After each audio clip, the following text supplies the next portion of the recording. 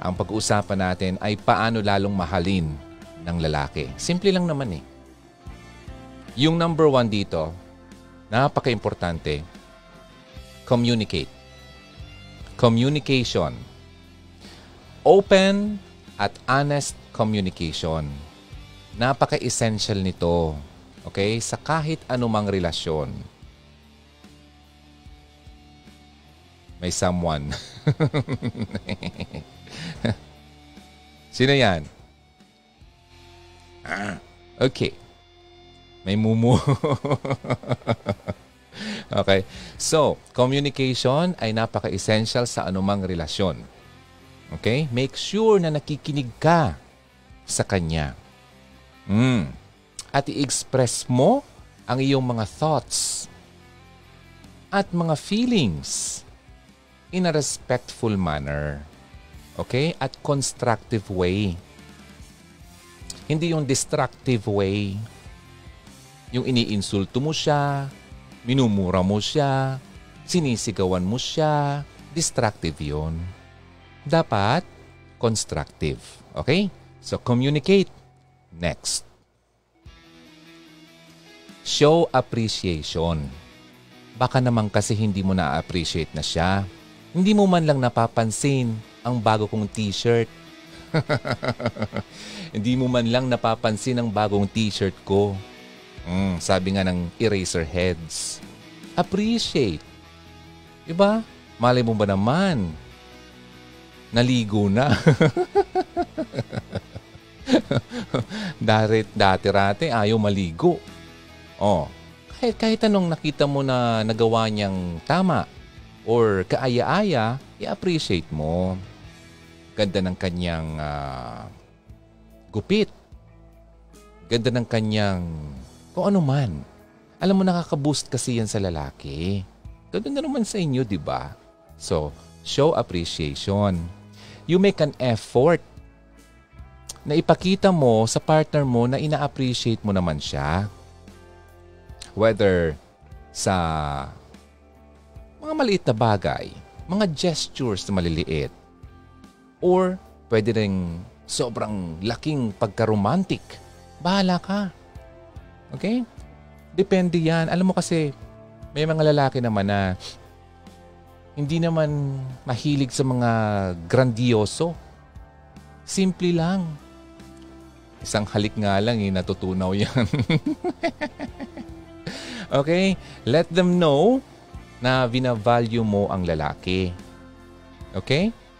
At nagiging contribution siya sa buhay mo. Nagiging mas valuable, mas nagiging mahalaga siya sa iyo. May halaga siya sa iyo. Huwag mo naman iparamdam na wala kang kwenta. Di ba? Lumayas ka. Wala kang ginawang tama. Huwag naman. Kahit nasabihin nating totoo yan. Talang. May alikabok. Kahit sabihin nating totoo yan, huwag naman. Pigilan mo yung salita mo kasi alam mo ang pananalita, nakakasugat. Okay? So, i-appreciate mo. Hanapin mo yung maganda sa kanya. Huwag mo kasing hinahanap lagi, everyday, yung mali sa kanya. Mali na nga i-bold mo pa o kaya i-emphasize mo pa, papalakihin mo pa. Lagi nating i-emphasize or tutukan ang mga maganda at tama. Okay? So, number 2 yun na. Pakita na ina-appreciate mo siya. Next. You spend quality time. Together. Together forever. Sabi nga ni Rick Astley. Diba?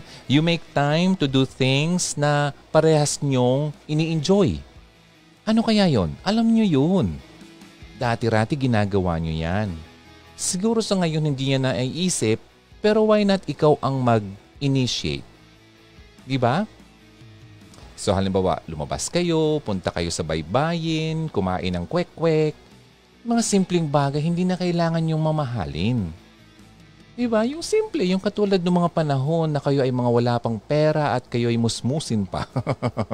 At paglabas yun ng eskwelahan, kayo ay naglalakad-lakad sa baybayin o kaya kung saan man sa park na simple lang. Bumili lang ng palamig o kaya fishball. Masaya na. Kasi nag-uusap, magkasama, nakikita ang magandang tanawin. Mga ganong bagay. Hindi na kailangan pa mag-isip na kung ano-ano. Okay? Ang importante kasi doon, kayong dalawa ay nakakapag-usap na kayong dalawa lang. Halimbawa, kung mahilig naman kayo sa indoors, manood ng movie together. Diba? Kung ano yung hilig niya. Pero hindi mo hilig, sa ngayon kasi ang pinag-uusapan natin ay patungkol sa gusto mong mahaling kalalo ng lalaki, kahit siguro hindi mo hilig yung action films, ngayon samahan mo siya. Ano? Kasi ikaw yung topic dito. Ikaw ang nagtatanong kung paano ka lalong mahalin ng lalaki. So, ayan mo, isa't kalahating oras lang naman ikaw magtsatsaga. Importante doon kasama mo siya. O, di ba? O, so yun. Now, next, ano pa pwede? Spend quality time by how? Alam mo kasi ang pag-spend ng quality time, nakakapagpalakas yan. Okay? Ng iyong bond. At nakakatulong ito para magkaroon kayo ng mas malalim na connection on a deeper level. Okay? Alam nyo na yun. Yung bonding, alam mo, makita mo yan. Kapag magkasama na kayo, nag-usap na, nauuwi yan sa mas malalim. Mas malalim na pag-uusap. Ikaw naman, ikaw ano yung iniisip kong malalim. Okay? Anyway, asawa mo naman yan. Kahit saan kayong lalim pumunta, pwede yan. Okay? Sige, next. Pinag-uusapan natin dito paano ka lalong mahalin ng lalaki. Kung asawa mo, sige, lumalim tayo ng pag-uusapan lalo. Number 4, be supportive. Okay? Maging supportive ka naman. Kasi alam mo, ang pagiging supportive at pag-support sa partner, sa anumang goals na kanyang naiisip, okay? At mga dreams, sabi ko nga kanina, ay andun ka dapat. Be there for him. Malaking bagay yan. Malaking bagay yan, lalo na sa lalaki. Kasi challenging yun. Okay? Challenging sa kanya para maabot yung kanyang mga goals sa buhay. Kapag nandun ka, lumalakas siya. Diba? Napupush mo siya. Andun ka kapag nadapa siya, pwede mo siyang, akayin, buhatin. Hindi mo naman, hindi ba talaga actually buhat na sinasabing buhatin kasi hindi mo naman yung kaya. What I mean is, yung support. Pakita mo na andyan ka. Moral support nga, di ba? Para ma-overcome niya yung mga obstacles na kanyang dadaanan. Pero, naghihingi ka ng kanyang pagmamahal. Pero yung simpleng dream man lang niya ay hindi mo man lang masuportahan kahit sa moral support na nga lang. Halimbawa, dream niya na magkaroon ng ganitong magandang sasakyan. Dream lang naman yon. Wag mo nang basagin ang kanyang dream. Wag mo sabihin, hindi mo naman yan kaya. Mahirap mang buhay. Diba? Ito na lang isipin mo. Well, dream lang naman. Diba? Kasi iba din ng mga dreams ng mga lalaki. Halimbawa, gusto niya ng motor. Gusto niya ng magandang sapatos. Gusto niya ng magandang shirt. Alam mo, napakasimple lang naman ng mga Sa totoo, simple lang. Mga ganyan, yung mga hilig nung batang lalaki nung siya ay bata pa, hanggat sa pagtanda, dala naman yan Tingnan mo yung mga laruan nyo noon. Sasakyan. Dream niya yun Diba? Mali mo ba naman makuha? Diba? So, huwag mong basagin. Nandiyan ka na lang to support. Yun Pero kapag na-feel kasi niya yan, talagang ibang feeling niya yan sa'yo. Ito, talagang supported to sa akin. Lalo kang mamahalin. Ito ang pinag-uusapan natin Paano ka lalong mahalin? Next, maging ikaw. Be yourself. Okay? Importante na maging totoo ka sa iyong sarili, At hindi mo hayaang baguhin. Siyempre kung sino ka. Yung pangit, siyempre kailangan baguhin. Okay?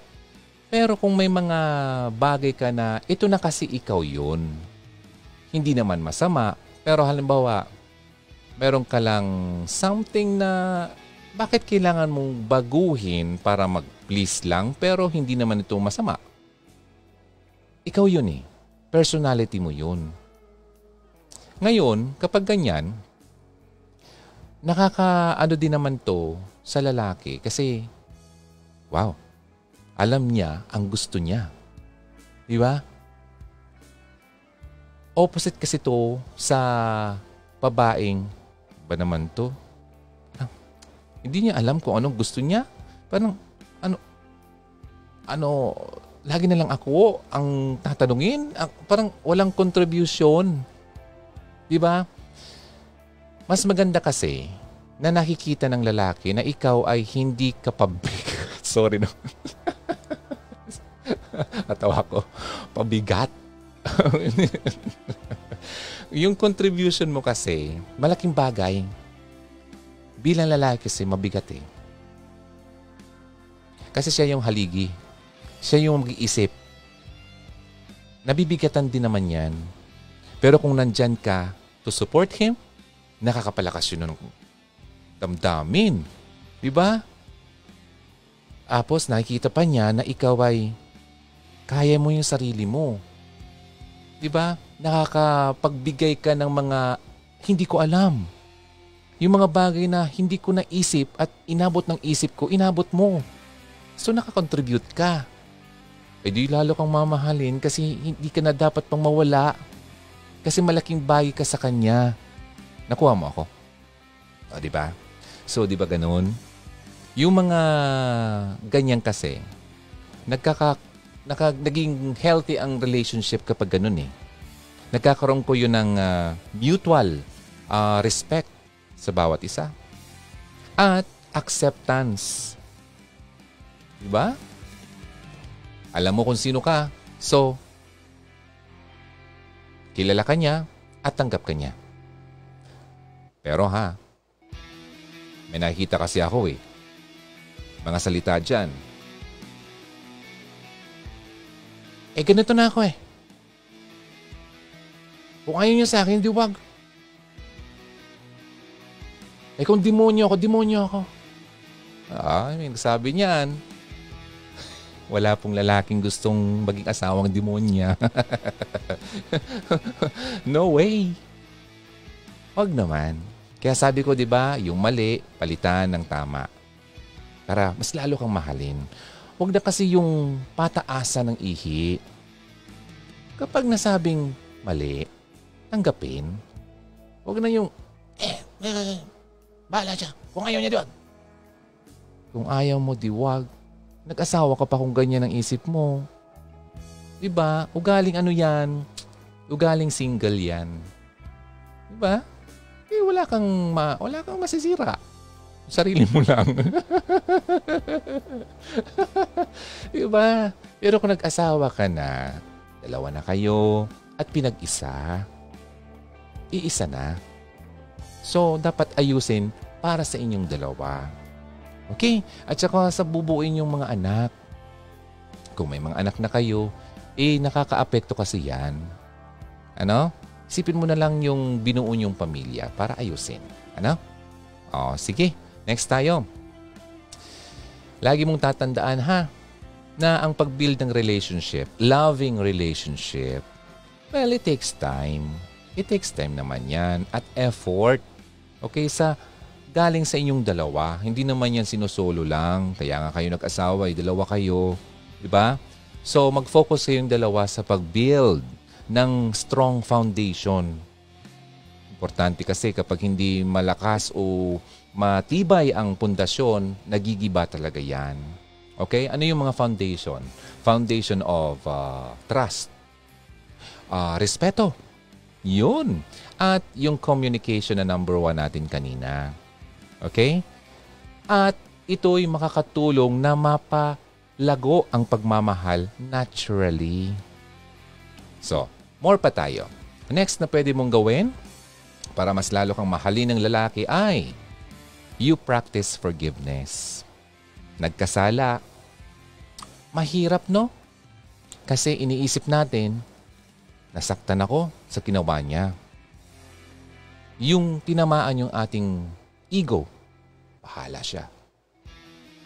Ako nga ang bait-bait ko sa kanya. Tapos ako ganitong ginawa niya sa akin. Well, andun na yun. Andun na yun, ano? Pero isipin natin, sa edad mong ito ngayon, ilang mali ka na ba na nagawa? Di ba, di mo na rin mabilang? Ganun din naman siya. Lagi nating tatandaan na hindi naman talaga tayo perpekto at nakapag-asawa ka rin ng katulad mo na hindi rin perpekto. So lahat pwedeng magkamali. Kaya yung pag-practice natin ng forgiveness, hindi dapat yan mawawala. Wala namang perpektong samahan at ang conflicts na yan ay mangyayari at mangyayari. Sabi nga, hanggat sa humihinga ang tao, okay? Pwede ka masaktan at ma-offend niyan. Yung patay, nakaka-offend, hindi na, di ba?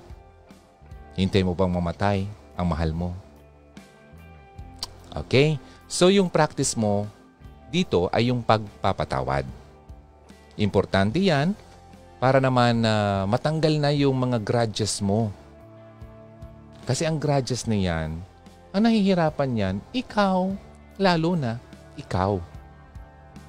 Ikaw nagdadala eh. So, let go mo na yung mga past hurts and mistakes na yan at move forward ka na. Move forward together na. Mahirap? Yes. Nakakainis? Pwede. Pero kapag inalis mo yung mga bagay na yon, makita mo mas maganda ang feeling. Gumagaan, hindi na mahirap. Hindi na nakakainis. Nakakakiliti na. Nakakaano na. Diba? Nakakapag-smile na kasi okay na kayo. At isipin mo, hindi lang ikaw magiging okay. Siya rin. At pati yung anak nyo. Diba? Masaya kaya pag nakita mo yung mga magulang mo, ay, diba, ang sweet. Or diba, nagkakaintindihan kahit na may mga times na hindi nagiging okay. Pero sabi nga, bago daw matulog, dapat naayos na. Huwag mo nang hayaan pang ipagpabukas yan at arawan pa ang hindi nyo pagkakaunawaan. Huwag kayong matulog na galit. At kapag galit ka, huwag ka daw magkasala. Ang sarap no na ayusin na natin bago ka pa matulog. Alam mo, sabi ko nga, di ba kanina? Yung pride na naman, ang number 1 na hindrance. Ang nakakapag-ano dyan. Tanggalin na natin. Kasi alam mo, madali lang naman sabihin na bahala siya. Madali lang naman sabihin na, sige, mag-solo-solo na tayo. Pero, kung isipin mo, marami ka pang panahon at taon na haharapin na dinadala mo ang ganyang kabigat na damdamin. Gusto mo yun? Parang ang bigat sa buhay. Sa katawan. Imagine bukas ganun ka ulit. Sa susunod na araw naman ganun ka naman ulit. Next year ganun ka pa rin. Hindi ba pwedeng baguhin na yon para next time hindi na ganun kabigat. Hindi na ganun ang haharapin mo. Maganda na. Pero magsisimula yan sa pagpapatawad. Ano? So next tayo. Kung gusto mong mas mahalin ka ng lalaki, you keep the flame burning. Di ba? Always believe in love and keep the flame burning. Tagline niya ng Hugot Radio sa mga hindi pa nakakaalam. Okay? Pag sinabing Hugot Radio, yan po ang tagline. Dito naman, you keep the romance alive. Di ba? Kapag kasi magkasama na kayo at nag-asawa na, madali lang naman na mahulog ka sa yung mga daily routine mo na halimbawa, napapasantabi mo na lang. Kasi feeling mo marami pang dapat gawin, busy sa trabaho, pagod na. Wala na akong oras dyan. Gusto ko na lang matulog. Hindi pwede. Kasi yun ang nakakapagpatuloy ng apoy. Ano kaya yun? So, mag-make ka ng effort na lumabas naman kayo paminsan-minsan. Kayong dalawa lang. Di ba? Pwede naman yun. Simpleng night out or simpleng lakad lang sa park. Sabi ko nga kanina. Di ba? Yung mga simpleng bagay nga kung kadalasan yung pang mas, di ba, ang sarap. Hindi ka na nagastusan, na-feel mo pa yung sweetness. Yung basta iba. Kakaiba yan. So mag-effort ka naman. Huwag mo nang hayaan or hintayin pa. Kasi sabihin natin na, oo, dapat yung lalaki. Siya dapat mag-isip niyan. Siya yung lalaki. Ando na tayo. Yun nga lang. May mga lalaki na hindi inaabot yan ng kanilang isip. Ano? Malay mo, baka iniisip niya na kailangan din naman talagang magtipid. Or baka may iba din siyang iniisip sa work, sa kanyang goal, sa kanyang dreams. Why not? Since gusto mo naman na mapa-okay kayong dalawa, ikaw na muna mag-initiate. Diba? Wala naman mawawala sa'yo doon. Yung mga thoughtful gestures, halimbawa, wala na siyang toothpaste. Ay di, ibigyan mo ng toothpaste. Yung mga maliit na bagay. Wala na siyang pang-shave. Wala na siyang aftershave kung gumagamit man siya niyan. Wala na siyang panglagay nung kung ano. Maliliit na bagay. Hindi kailangan magastos. Kasi it's the thought that counts. Diba? Ay, naalala niya ako. Tapos, yung lalaki makapag-isip, oo nga, no? So, baka maisip din naman niya. Kapag hindi inaabot ng kanyang isip, tulungan mo kasi ikaw nakaaabot. Isipin mo, hindi lahat ng tao katulad mo na pwedeng inaabot mo. Diba? Ganun din naman eh. Merong times naman na tayo naman ay hindi natin naaabot pero yung iba, naisip mo yun? Mga ganun. Okay? O, sige ha. Kasi itong mga bagay na to, ito ang nakakapag spark. Nagkakaroon ng kiri-kiti in local term. Spark. Paunti-unti. Nako, dadami yan. Okay? Romance. Hindi yung pocketbook. Tsaka nauuwi yan sa alams na. Okay? Sige, next. Babae, gusto mong lalo kang mahalin ng lalaki. Makinig ka sa kanya. Okay? Be a good listener. Listening, iba sa hearing. Hindi yung pinapakinggan mo lang. Kundi talagang nakikinig ka. Importante yan. Katulad yan ng communicating. So take time na makinig. Kahit na boring ang kanyang sinasabi. Okay? Pakinggan mo yung kanyang mga concerns. Yung kanyang opinion. Yung kanyang pakiramdam. Okay? Kasi, although hindi man kayo match, halimbawa lang, kailangan din naman niya kasing sabihin yun.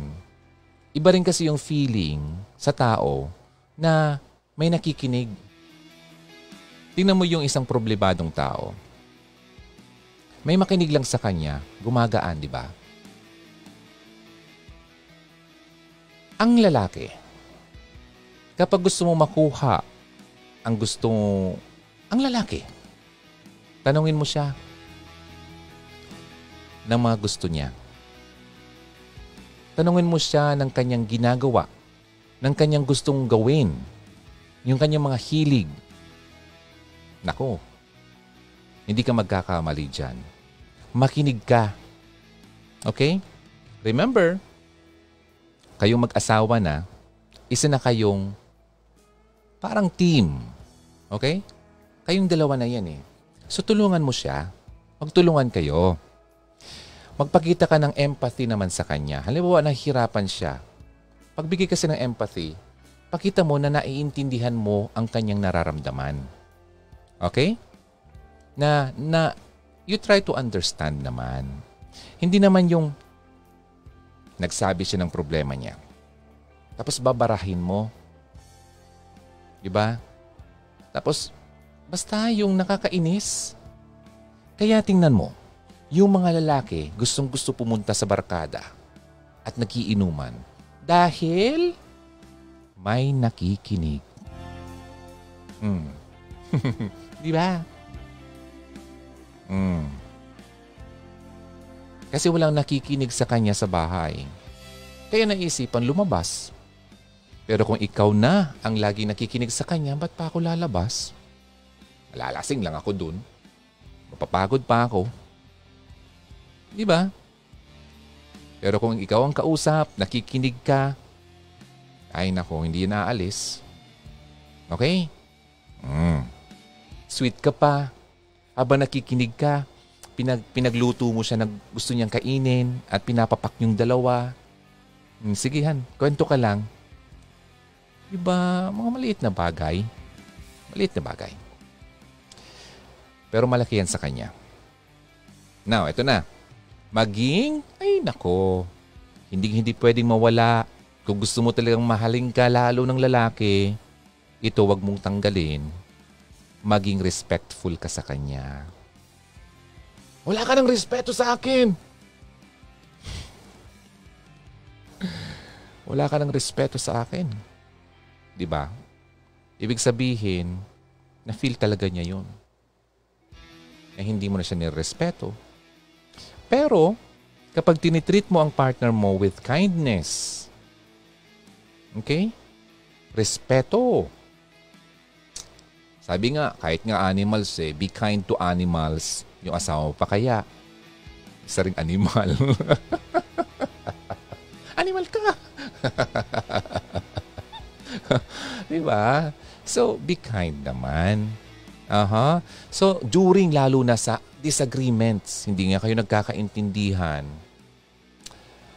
Kung hindi kayo nagkakaintindihan, huwag mong idaan sa palakasan ng boses. Kasi, number one, di ba, kailangan mong irespeto. Oo, nandun na nga. Kailangan ka din niyang irespeto. Pero since ikaw ang nagtatanong sa akin ngayon, babae, paano ka lalong mahalin ng lalaki? Ikaw manguna. Kasi deserve naman yun ng lalaki. Okay? Kapag nirerespeto mo ang lalaki, lalo kang mamahalin. Yan. Pero sa lalaki naman, kung nakikinig ka, gusto mong respetuhin ka ng babae, ay mahalin mo. But this time, we're talking about you, ikaw, babae. So ikaw na manguna, ikaw muna magrespeto to receive love. Pero kung ikaw lalaki nakikinig sa akin ngayon, ang sasabihin ko, gusto mo ng respeto ng babae, mahalin mo siya. Di mo nga siya minamahal tapos gusto mo ng respeto niya. Di ba? Ganun yun. So, ang kinakausap ko dito ay babae, ikaw ang magbibigay muna ng respeto. Kapag the more na binibigay mo yan, the more ka makaka-receive ng love. Totoo yan. Try mo na. Tsaka na yung mga sakit ng damdamin. Halimbawa, may ginawa na siyang mali, tapos ito nga, lagi na lang umiikot-ikot ang problema nyo, tapos yun na lang lagi na pag-uusapan. Why not? Magbigay ka na ng parang stop sign. Stop na, tama na yan. Huwag na natin yung pag-uusapan. Kasi wala naman magandang patutunguhan yan. O kumain ka na ba? O nagluto ako dito, yung paborito mo, kain ka na. Sabay na tayo kasi gutom na rin ako. It's not what you say, it's how you say it. Diba? Maging mahinahon ka. Diba? With kindness. Tapos, halimbawa, andun pa rin yung inis niya. Siyempre, pinapakita pa rin niya, lalala. Pero, ikaw naman hindi mo sinasakyan yung kanyang mood. Ikaw na may nagiging mabait, nagiging kind ka. Lalambot yan. I'm telling you, trust me. So, avoid mo yung name calling. Halimbawa, go. Bastos ka. Wala kang modo. H ka. Ha. Hayo. Di ba? Wala kang kwenta. Wag na yun. Wag na. Wala, hindi naman yung makakabuti. Lalala lang yan.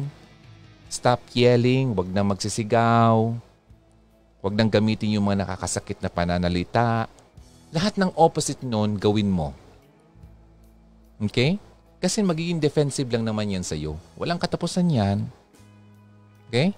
Remember, kayong dalawa, sabi ko kanina, ay team na kayo. Dream team. Di ba? So, kailangan mag-work ka rin para sa inyong dalawa. Para ma-solve ang problema. Hindi lang siya. Manguna ka na kasi ikaw mas nakakaintindi. Okay?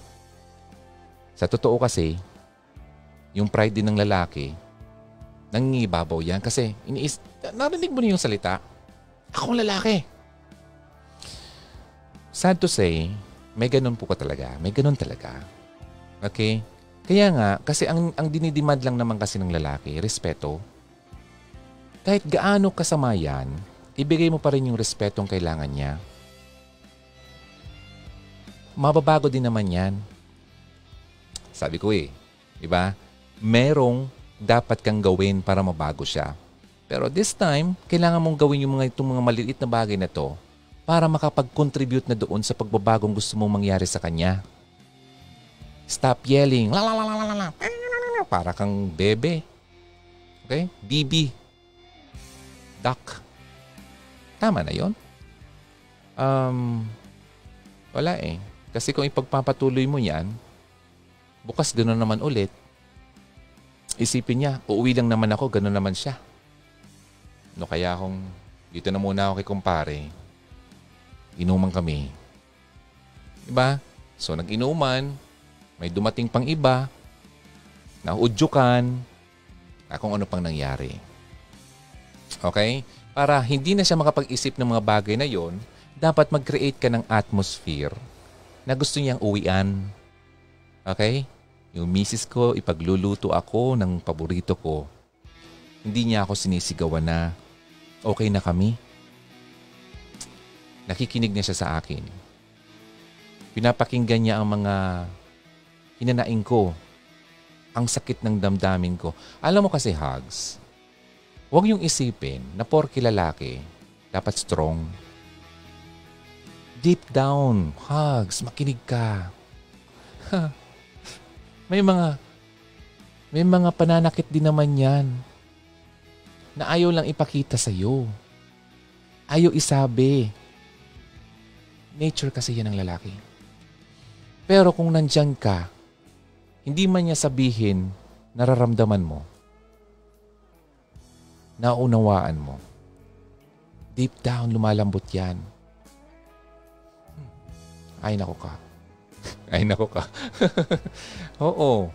Paunti-unti. Makita mo yan, may nagbabago sa kanya.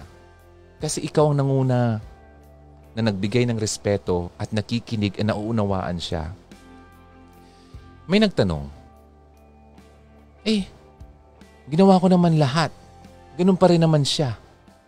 It takes time. Hindi naman yan instant noodles. Isang mainit na tubig lang, okay na. Pinagtatrabahuan yan. Well, minsan, instant, depende. Pero hindi Okay, siguro meron. Baka malambot lang, madali lang talaga magpatawad yung lalaki, madaling maka-move on. Hindi natin alam. Pero lagi mo nalang isipin na it will take time. Maging patient ka kasi ang goal mo naman dito, ang pagiging okay yung dalawa. Pang for life yan Pang forever. Di ba?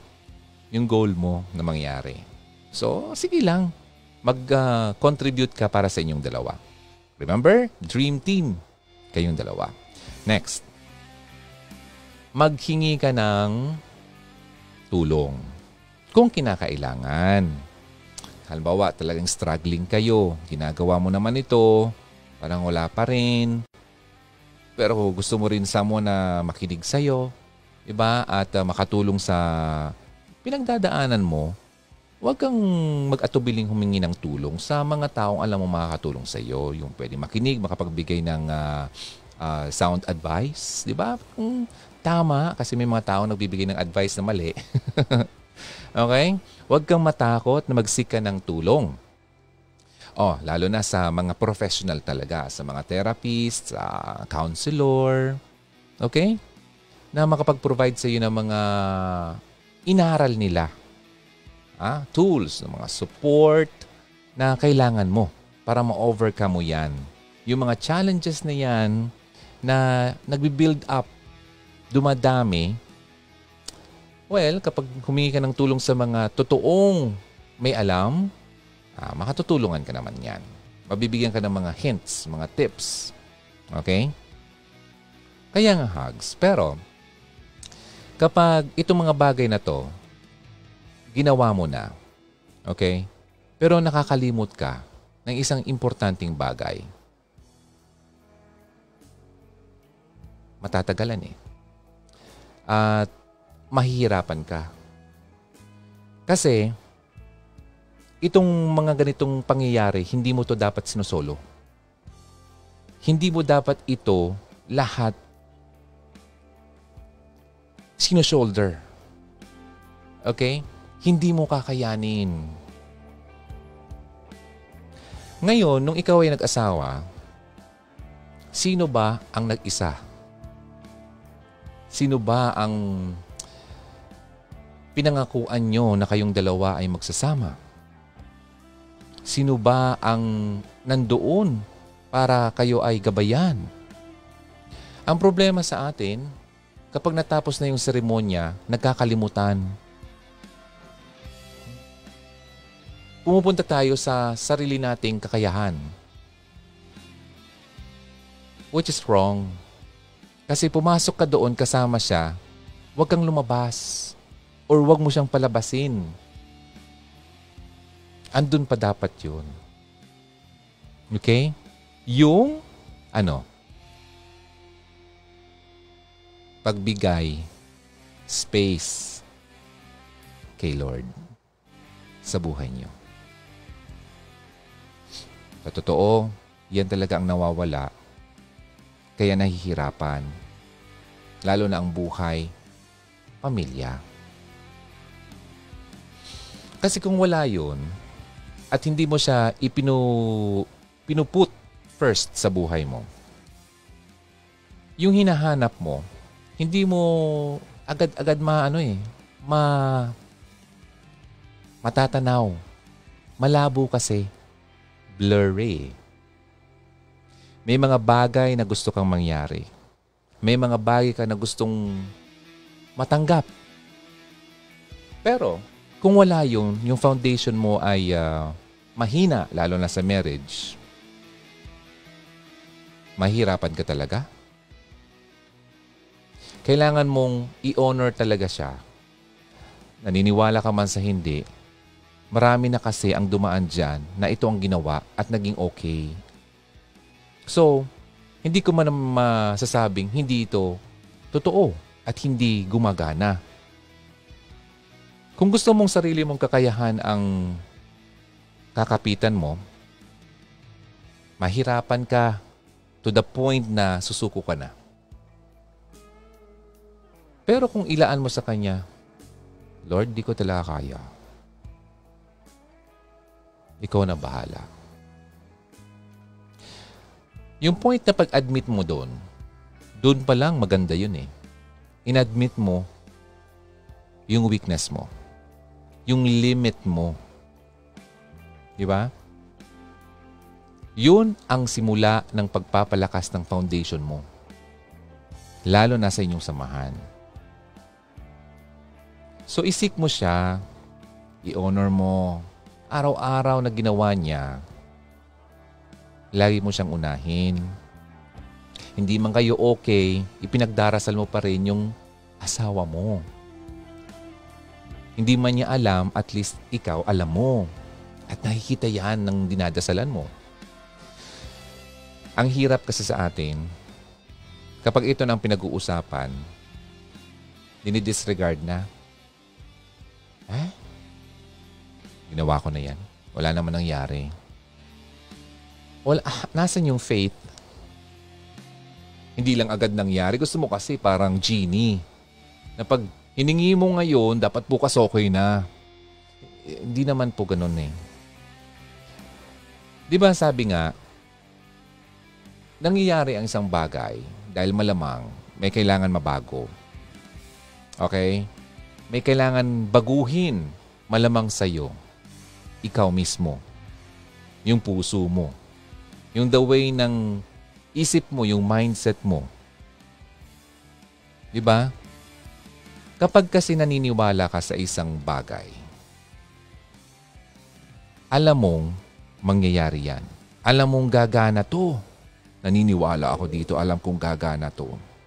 Naniniwala ka eh. Di ba? Ibinibigay mo yung trust mo dito. Ganon dapat tayo sa Kanya. Pag nagtiwala ka, magtiwala ka ng lahat. Huwag ka nang maglaan pa ng duda. Nagdasal ka. Humingi ka ng tawad at tulong. Pero, may parte sa puso mo na hindi ka naman naniniwala. Na parang nagdududa ka, hindi naman ito mangyayari. Ginawa mo lang. So, tanggalin natin yon. Dapat 100% ano? Next na dapat mong gawin. Baka nakakalimot ka sa design ng mag-asawa. Sabi kasi, you submit yourself to your husband. Kahit, alam mo, kahit na hindi ka submit. May times na hindi talaga ganun ang feeling. Na hindi mo talaga, parang hindi ka submit.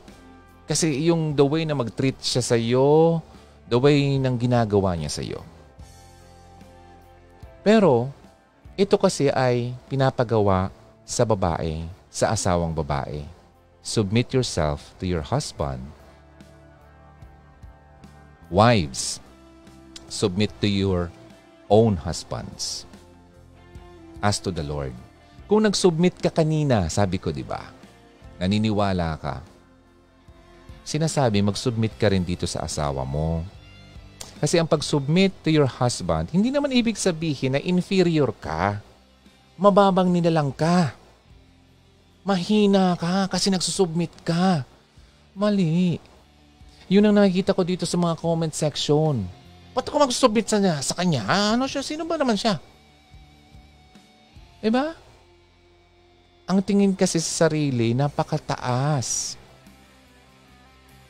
Hindi naman to ibig sabihin na ginawa mo to, wala kang kakwento-kwentang tao kasi ginagawa mo yun, nag-submit ka. Mahinang nilalang ka. Hindi ganoon. Ginagawa mo yan bilang asawang babae kasi yun ang gustong ipagawa sa'yo. Kapag sinunod mo kasi yun, okay? Sign yun ng respeto at willingness na mag-work ang iyong samahan bilang isang team nga samahan. Diba? Gusto mo maayos pala yan. Ayaw mo naman mag-submit. Command kasi. Kaya nagkakaroon ng problema at humahaba yan dahil nawawala ito. Gawin mo kaya. Huwag mo munang isipin kung anong sayo. Ano naman sa akin? Meron. Sa totoo, meron. Magiging okay kayo. Yun ang sayo. Magiging makukuha mo. Okay? Gawin mo muna. Nakakatuwa, nakakalungkot, nakakatawa yung iba. Kasi kapag ito na ang binabanggit, wala na. No way. Ganun na kagad. Wala talagang mangyayari. Kung yan ang nasa isip mo, yung mindset mo, wala talaga. Huwag ka nang umasang maayos yan. Kasi yung pinaka-importante nga, pinapagawa ay hindi mo magawa. Okay? Kapag hindi ka nag-submit, wala kang respeto. At yun ang respetong hinahanap sa iyo ng asawa mo. Di ba nga sabi ko kanina, gusto kang mahalin, di respeto mo siya. Okay? Love your husband kahit ano pa man siya. Okay? Kasi nga, nagkakamali. Noon naman, hindi naman siya ganun, di ba? Naisip mo yun? Okay naman kayo dati. Naging kayo nga eh. Sinagot mo nga. Anong nangyari? Basta na lang siya nagbago? Parang ang labo naman nun. Unless kung masamang tao yun. Hindi naman siguro. Di ba? May something nangyari. May something na nawala. Kailangan makita niya yun. Makita niya yun sa'yo. Ano ba yung isang bagay na ginagawa mo dati na gustong-gusto niya? Baka naman hindi mo na nagagawa. Ano yung mga bagay na ginagawa mo na hinahanap-hanap niya? Diba?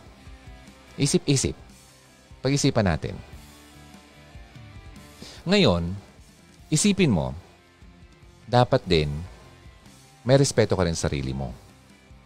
Okay? Huwag mong tanggalin yun. Kasi kung nawawala yung respeto mo sa sarili mo, nakakabawas kasi yun eh. Ano? Ano mga bagay? Halimbawa, sa akin naisip ngayon, naging masama yung timpla yung dalawa. Mag-asawa. Tapos ang ginawa mo, pili mo kasi hindi ka na niya pinapansin, so naghanap ka ng gustong pumansin sa'yo.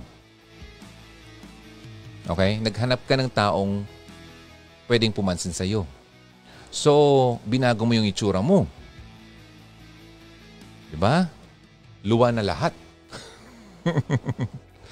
Gusto mo nang magpakita ng mga hindi pa dati nakikita. Diba? Asan yung respeto dun sa sarili? Diba? So, wag mong tanggalin yan, ha? Wag. Huwag ko nang pahabain. Kasi baka may mga masaktan. Now, next na tayo, ha? Alam mo na yon. Hindi ko na dapat yun sabihin pa. Next. Gusto mong lalo kang mahalin ng lalaki? Eto na naman tayo. Respeto mo at patawarin.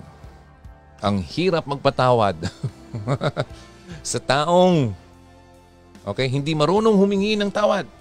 Well, hindi naman lahat ng oras kasi kailangan nating hintayin yung taong humingi ng tawad. Why not? Patawarin mo na. Mauna ka na. Sabi ko nga kanina, di ba? Be kind. So, being kind to one another, kaakibat dyan ang forgiveness. Okay? Pinatawad ka nga, di ba? So, pinatawad tayo natin pagkakasala. Why not di natin magawa yung sa iba? Vital, kasi to part ng isang samahan sa relationship ang pagpapatawad. Kasi kung hindi ka magpatawad, ano pat nagsasama kayo? Diba? Ano pat kailangan mong gawin ito? Diba? Gusto mong mahalin ka? Gawin mo to. Gusto mong maayos ang pamilya mo? Gawin mo to. Hindi ibig sabihin na kapag ginawa mo to ay mahinang klase ka.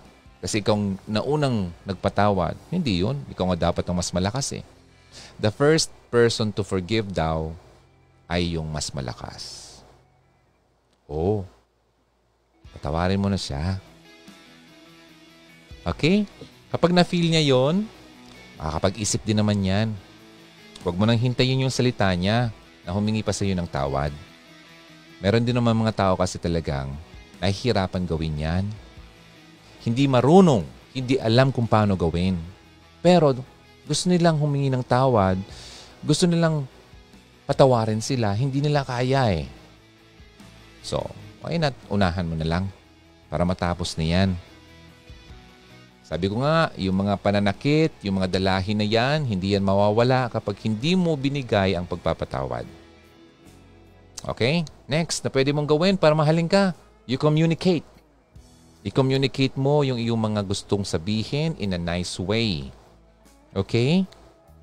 Hindi na yung kung ano-ano pang mga bagay-bagay na hindi naman makakabuti sa pag-uusap. Sabihin mo yung nararamdaman mo. Alam mo, ito ang naramdaman ko. Nung ganitong ginawa mo, saktan ako. Yan. Okay? Para alam niya. Kasi, huwag mong isipin lagi na alam ng isa ang nasa isip mo at ang nararamdaman mo. Huwag mo lagi isipin yun na naintindihan nila ang ginawa nila. May mga ganun talaga, di ba? Nagawa mo, hindi mo alam nakasakit ka pala. Pero kapag kinommunicate mo yun sa kanya, baka maisip niya, ay oo nga, ay sorry. Nagawa ko pala yun sa'yo until now pala yung palang dinadamdam mo. Hindi ko sinasadya kasi nga hindi niya talaga siguro talaga naisip. Pwede. Pwede. So you communicate. Ito kasi yung key doon. Ano? Para maging malinaw. Kaya nga pinag-uusapan eh. Now, ito na. Gusto mo talaga na mahalin ka. Akayin mo yung asawa mo sa tamang relasyon sa Panginoon. Ay, nagbawas yung viewers. You pray together. The family that prays together stays together. Diba? Narinig mo yan nung bata pa kita. The family that prays together stays together. Pray together. Again, ulitin ko ha. Kung kayong dalawa ay nag-agree na magsama,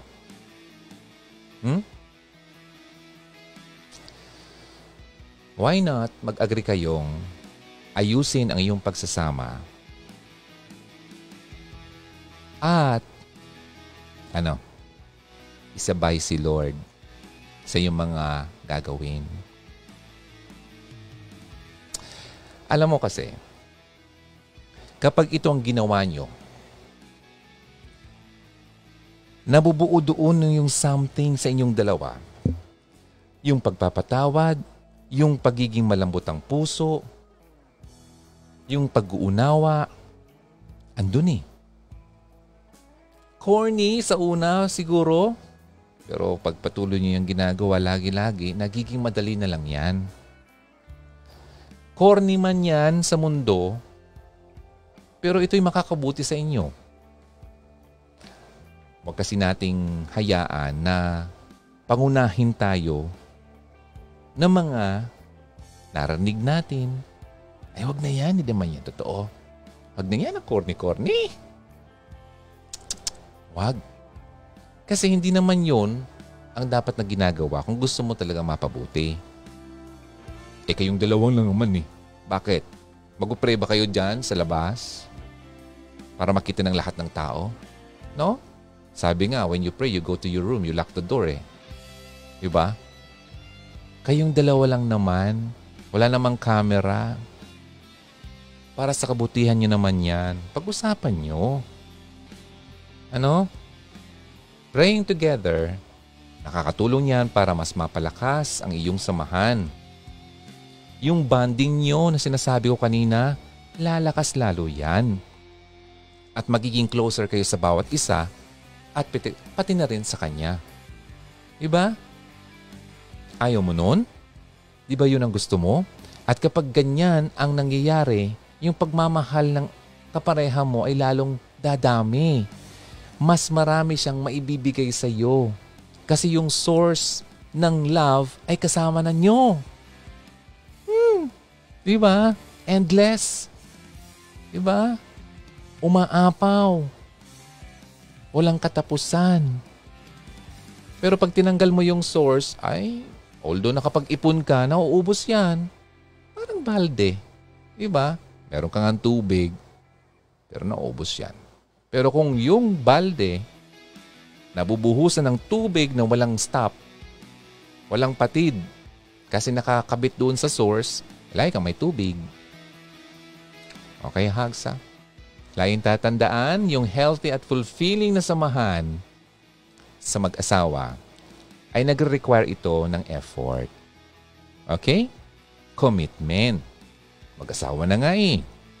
At yung willingness nyo na mag-grow. Kasi kung wala kang willingness to grow, ba't ka pa gagawa niyan? Ba't ka pa naghahangad? Di ba? So, kayong dalawa, dapat ginagawa nyo yan at may natutunan kayo dyan, sigurado.